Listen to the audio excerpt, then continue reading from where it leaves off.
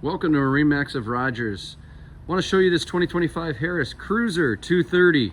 I'm going to point out a few things about this cruiser that I really like. But on the outside we see you got the black with the nice silver accent. As we come to the back here, this is the SLDH layout, so single lounger with dual helms. What I love about these 230s is the extended swim platforms. You've got tons of space back here to hang out. And this also comes with the Mercury 150 horsepower 4-stroke. And as you can see, we do have the ski tow bar here as well. Let's take a look at the interior.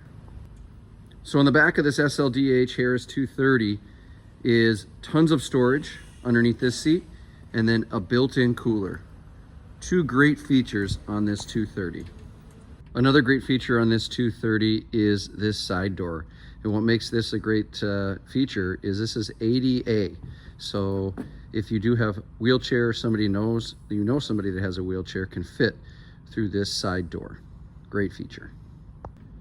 And lastly on this 230 is the helm. We've got the nice helm chair with a high back on it. We've also got a nice appointed helm here. So we got our Clarion stereo.